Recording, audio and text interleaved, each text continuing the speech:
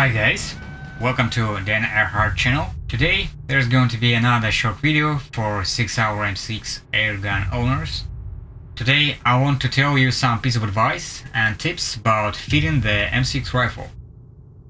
For those who are familiar with Sig Sauer MCX airguns, it's not a secret that it fits with 88 or 90 gram CO2 tanks. And quite not all of MCX rifle owners satisfied with that, because using these disposable tanks is rather pricey.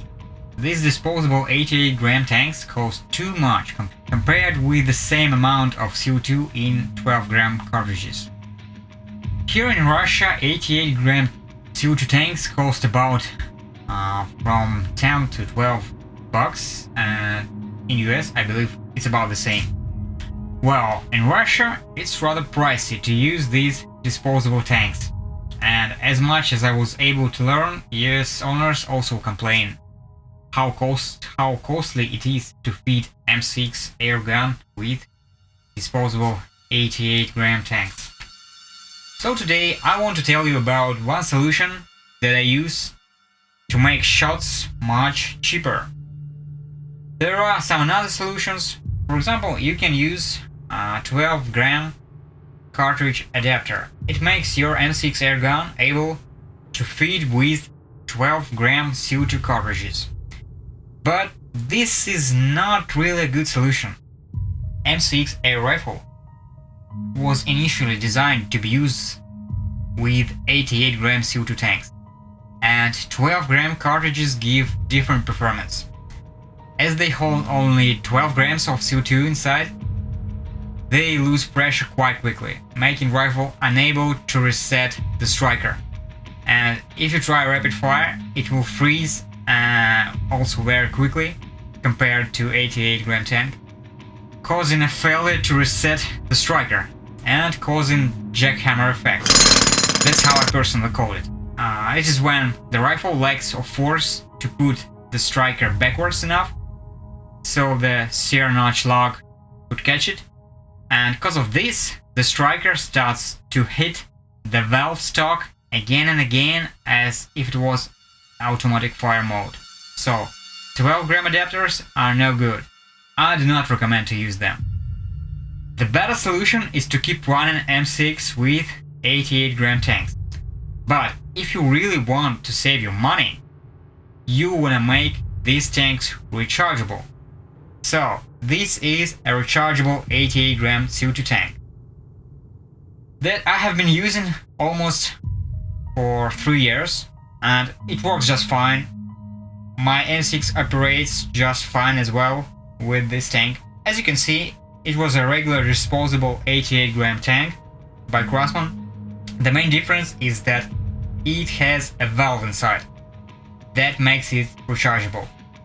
So if we unscrew this valve, we can see that it is a shredder valve that is used in car or bicycle tubings, but it's not a regular shredder valve. It is a special valve to be used in air conditioners and freezing equipment. This valve is capable of holding CO2 gas. If you try ordinary shredder valve, it will give leaks of CO2. Well, in Russia, there are several people who make these rechargeable tanks. I don't know how things are going in your country, but I think you will be able to find some kind of a workshop where you can ask to do the job. So basically, what you want to do to make your 88 gram tank rechargeable? First, you should make this kind of a choke or brass. I'm not quite sure how to call it correctly. So this brass must be installed in the tank. And after that, you want to cut a thread that will fit this valve. I cannot tell you the dimensions right now, but I'm quite sure you can measure it by yourself or check the internet.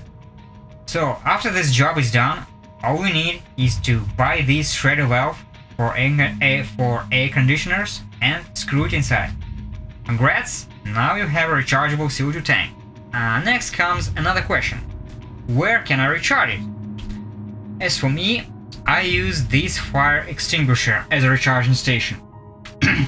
And this is a CO2 fire extinguisher with internal volume of 3 liters. I don't know how things are going in your country, but in Russia, in every town there is a firefighting department where you can go with your empty fire extinguisher and recharge it for quite a modest sum. As for me, I paid about $3 to recharge this fire extinguisher. $3 for 3 liters of CO2. I didn't count how many tanks I was able to recharge from a 3-liter fire extinguisher, but I'll tell you, quite a lot of. I recharge it once a year, and for a whole year I do not have to worry about buying CO2. Well, it is important to mention that to be able to recharge an 88-gram tank, you also must have an adapter. This one. This will allow your CO2 tank to be screwed together with the fire extinguisher. The process of recharging is quite simple. What you want to do is to put an empty rechargeable 88 CO2 tank into the freezing camera of your fridge and hold it there for about half of an hour. When it gets cold enough, you are able to fully refill it. First you should check its empty weight, then you screw it into the fire extinguisher and pull the lever for about a minute. Then you can check how much CO2 got inside. If it is less than 88 grams, you can cool it once again and recharge it one more time. So that is how it works. In my opinion, it's the best solution to save your money if you want to continue to feed your MCX with CO2. By the way, because MCX was initially designed to run on CO2, trying to run it on HPA will give you poor performance in a whole. All those adverts about converting MCX to HPA tells you that is just quite simple.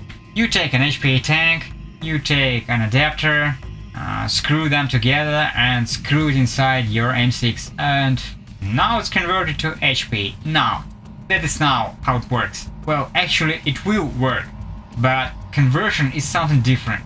Conversion of a gun is about changing some of the inner parts of the rifle. HPA is a different gas that has different performance compared to CO2. If you just put an HPA tank inside your M6, you'll get lower velocity, and if you try rapid fire, you'll get even more velocity decline. So without a real conversion, M6 works better with CO2. Maybe later I'll make a video about M6 conversion to HPA, a real conversion, but not today. So that's all for today. I hope this information was useful for you guys. Thanks for watching and see you next time. Go Air Hard!